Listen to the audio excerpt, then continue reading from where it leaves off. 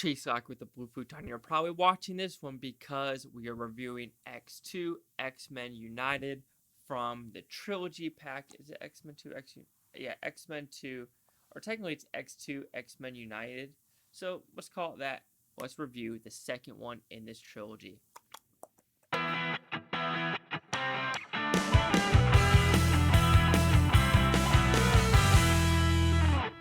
Listen, I don't know why I did the clickety clackety, but anyway, X2, what's it about? It's basically a straight off sequel. Not a lot of time in between the first one and the second one of going into this new world. And this one is now where the government is slowly starting to get involved of either mutants are good, mutants are bad, which that was a plot in the first one, but this one kind of more expands it of what are we going to do? What is Magneto's plan? What's the government's plan of actually trying to get humans and mutants combined and actually live in harmony?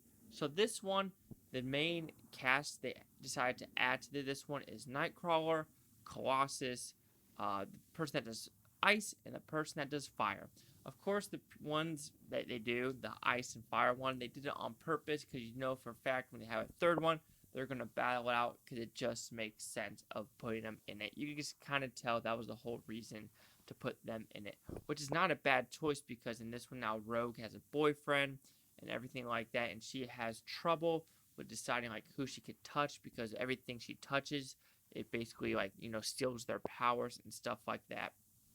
But this one is a complete expansion and a better, crisper movie because this one actually goes deeper into how Wolverine is Wolverine and how other characters morph better into this world and how they actually combine and work together to make a perfect X team. So like I said, with adding the additional characters to this, it was actually fluid. Like they don't just randomly say, oh, here's this character and now you need to know who they are. They actually slowly give each character some story of like, oh god, the Iceman, he needs to go talk to his family and actually tell him he's a mutant.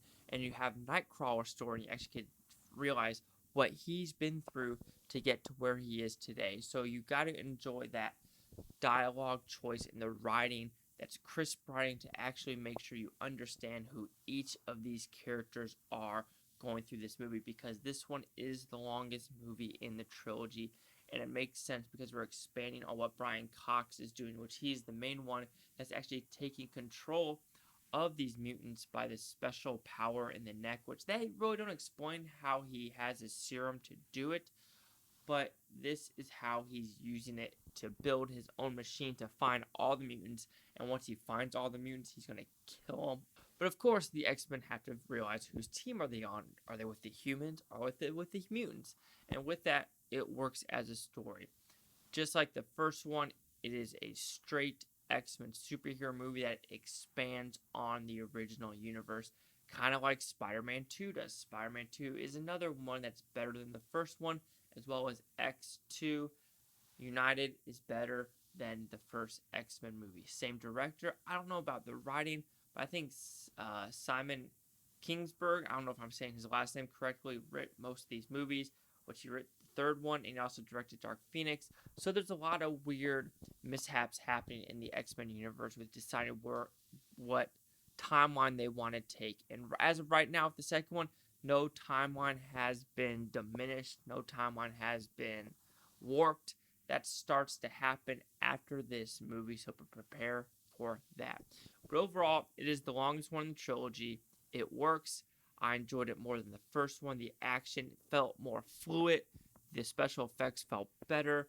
And like I said with the first one, there was the weird dialogue that didn't happen during fight scenes and was just like a little bit too elongated in between cuts. This one, they do the right amount of cuts, the right amount of dialogue, the right amount of action to make everything flow perfectly.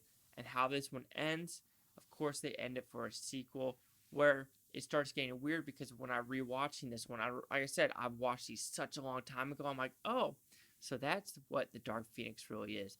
And then you just try to figure out, like, then you just really think because you're in the future now and you're looking at the past timelines of what the X-Men movies have been going through. You're like, what were they thinking? Like, you start thinking, like, I don't know if they were thinking. They're just throwing stuff on paper, not knowing how far they're going to go. And this is where we are in the X-Men universe. They're now with Disney. So, X2, X-Men United, will receive a 4 out of 5 with Futons, which equals that 80%. So see the critics' news scores gave this one. So you have the critics and audience scored 85%. The critics was 244, and the audience scored 977, 420, and here's critic consensus. Tightly scripted, solid acting, and oppressively ambitious. X2, X-Men United is bigger and better than its predecessor and a benchmark for comic sequels in general. I have to agree. I have no argument with that one. So do you agree with the 80 or 85? Chase Chucking the Blue Futon. Like, comment, subscribe. You know anything is Blue Futon Topia. You Blue Futonians. Thanks for watching. Have a great day. And now, the third in the trilogy. New director. Same writers. I don't know.